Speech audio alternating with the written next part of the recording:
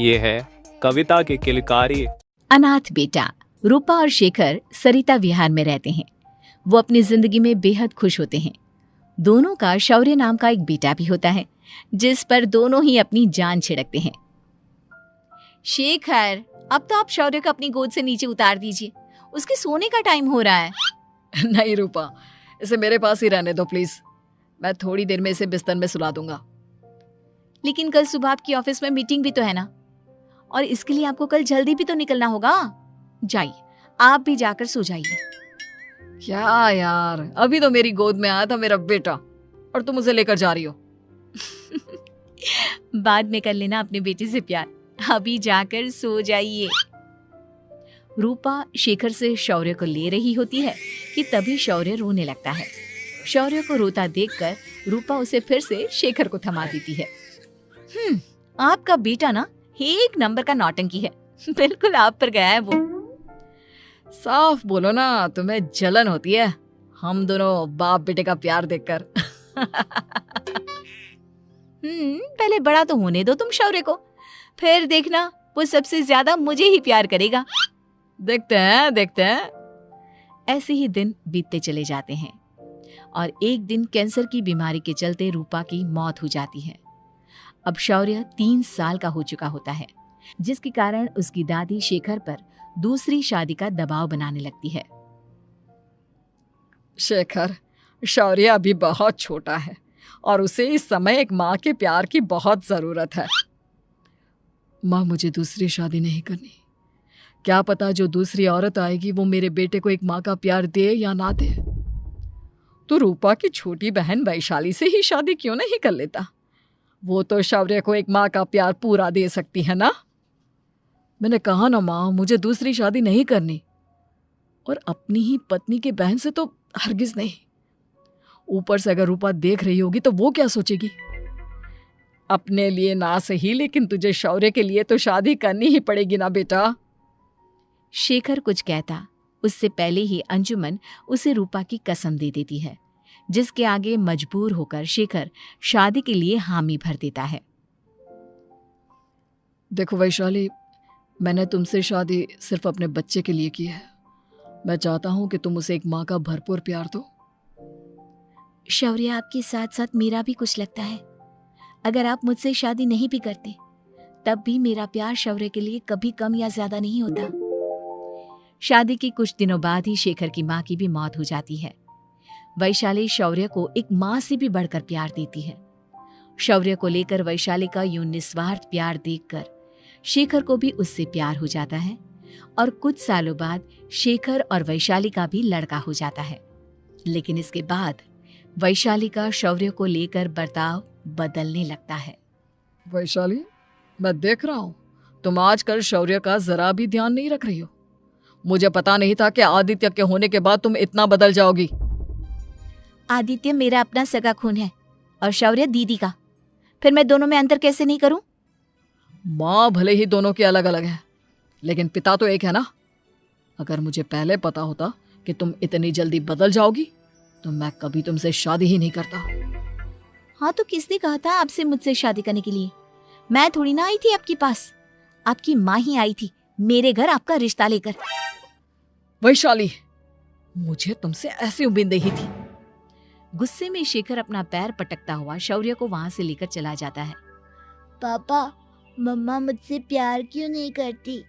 क्या मैं उनका सगा बेटा नहीं हूँ इसलिए मुझसे प्यार नहीं करती?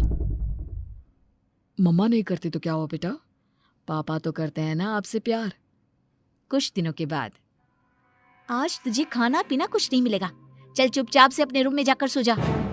माँ, अब भाई को खाना क्यों नहीं दे रही हो? बेटा तू आराम से खाना खा, इस नालायक की चिंता मत कर। एक दिन खाना नहीं खाएगा तो मर नहीं जाएगा ये। अगर भैया नहीं खाएंगे तो मैं भी नहीं खाऊंगा। तू अपने भाई का भक्त क्यों बन रहा है? ये तेरा सौतेला भाई है, सगा नहीं जो तू लक्ष्मण बन रहा है। माँ, आपको इतना भी नहीं मालूम? श्री राम और लक्ष्मण सगे भाई नहीं थे। श्री राम माता कौशल्या और लक्ष्मण माता सुमित्रा की कोख से जन्मे थे। दोनों के सिर्फ पिता एक थे, लेकिन माँ अलग थी। मुझे ज्यादा ज्ञान देने की जरूरत नहीं है। ये सतयुग और त्रेता युग नहीं है, समझे? आया बड़ा भाई का चमचा। इतना कहकर वैशाली वहां से चली जाती है। जिसके कुछ टाइम बाद शिखर वहां आता है और आदित्य उसे सारी बात बताता है। मुझे माफ कर दो शौर्य, तुम्हारी माँ के जाने के बाद मुझे दूसरी शादी का फैसला करना ही नहीं चाहिए था। अगर मैं दूसरी शादी नहीं करता तो शायद आज तुम्हारी ये हालत ना होती। नहीं पापा, अगर आप शादी नहीं करते तो मुझे आदित्य जैसा छोटा भाई कभी नहीं मिलता। थैंक यू मुझे इतना अच्छा भाई देने के लिए। तुम दोनों हमेशा ऐसे ही साथ रहना, फिर कोई भी तुम दोनों का कुछ नहीं बिगाड़ पाएगा। चलो मैं तुम दोनों को आइसक्रीम खिला कर लाता हूँ, बहुत भूख लग रही है ना। शिखर शौर्य और आदित्य को आइसक्रीम दिलाने लेकर जाता है। वो दोनों को पार्क में खड़ा करके आइसक्रीम लेने जा ही रहा होता है, तभी तेज रफ्तार से आती हुई एक गाड़ी उसे कुचल देती है और उसी पल शेखर की मौत हो जाती है, जिसके बाद शौर्य की जिंदगी नर्क से भी बदतर हो जाती है। सुन रहे चिरकुट, इस घर के किसी भी सामान को मेरी मर्जी के बगैर हाथ मत लगाना। इन सब पर अब तेरा कोई हक नहीं है, समझा? ठीक है माँ, मैं आपकी इजाजत के बगैर किसी चीज को हाथ नहीं लगाऊंगा। चल जाकर अब पूरे घर की सफाई कर। महज 7 साल का शौर्य वैशाली के कहने पर अपने नन्हे नन्हे हाथों से पूरे घर की सफाई करने लगता है। ऐसे ही दिन बीतने लगते हैं, लेकिन मासी से माँ बनी वैशाली को उस मासूम से बच्चे पर जरा भी तरस नहीं आता।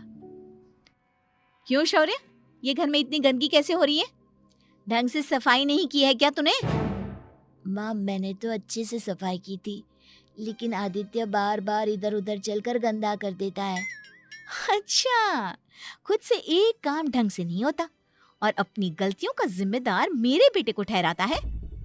इतना कहकर वैशाली बांस का डंडा उठाकर शौर्य को जोर जोर से मारने लगती है। तभी वहां वैशाली के मायके वाले भी आ जाते हैं और उसकी सारी करतूतें देख लेते हैं। माँ मैं ऐसा क्या करूं जिससे आप मुझे भी आदित्य के जितना प्यार करोगी? बोलिए ना माँ, मेरे क्या करने से आपके अंदर मेरे लिए ममता जागेगी? वैशाली शौर्य की एक नहीं सुनती, उसके ऊपर डंडे बरसाती जाती है।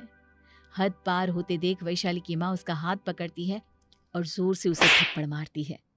यही सब करने के लिए तूने दामाद जी से शादी की थी? हमने सपने में भी तुझसे ऐसी हरकत की उम्मीद नहीं की थी। तू माँ नहीं, माँ के नाम पर एक धब्बा है। बस कीजिए माँ, आदित्य की इस दुनिया में आने से पहले मैंने इसे बहुत प्यार किया था, लेकिन अब जब मेरी खुद की औलाद है तो मैं किसी और के बच्चे से प्यार क्यों करूं? अरे नालायक औरत, जिसे तू किसी और का बच्चा कह रही है वो तेरी खुद की सगी बहन का बच्चा है। बहन है तो क्या हुआ, मेरे अपने बच्चे से बढ़कर तो नहीं हो सकता ना ये कभी। अगर यही बात थी तो तू हमें पहले बता देती, हम शौर्य को अपने साथ ले जाते। उसे इस तरह प्रताड़ित करने की क्या जरूरत थी? अगर आपको लेकर जाना है ना तो ले जाइए इसे, मैं नहीं रोकूंगी। नहीं माँ, मुझे कहीं नहीं जाना, मुझे आपके साथ ही रहना है। मैं तेरी कोई माँ बाबा नहीं हूँ, तेरी माँ मर चुकी है, समझा? अब निकल जा मेरे घर से। माँ आप बहुत गंदी हो, मुझे भी नहीं रहना आपके साथ, मैं भी भाई के साथ ही जाऊंगा। अरे तू क्यों जाएगा, तू तो मेरा सगा बेटा है, जाने दे इसे। हम यहाँ ऐश से रहेंगे, तुम्हारे पापा बहुत सारी जमीन जायदाद छोड़ गए हैं तुम्हारे लिए। नहीं माँ, मुझे भाई के साथ जाना है। आप अच्छी नहीं हो, आप बहुत बुरी हो, आप भाई को बहुत परेशान करती हो। देख वैशाली, तुझसे ज्यादा समझ तो इस मासूम बच्चे में है। ये तेरे बुरे कर्मों का ही नतीजा है, जो आज तेरी सगी औलाद खुद से तुझे ठुकरा रही है। आदित्य, तुझे इस शौर्य ने भड़काया है ना मेरे खिलाफ? नहीं माँ, मुझे किसी ने भड़काया नहीं, पर मैं सब देखता हूँ, सब समझता हूँ। भाई बहुत अच्छा है, वो आपकी जैसा नहीं है। चलिए नानी। इतना कहकर वैशाली के मायके वाले आदित्य और शौर्य को अपने साथ ले जाते हैं और इस तरह वैशाली बड़े से घर में अकेली पड़ जाती है। 2 बेटों के होते हुए भी आज उसे माँ कहकर बुलाने वाला कोई नहीं होता।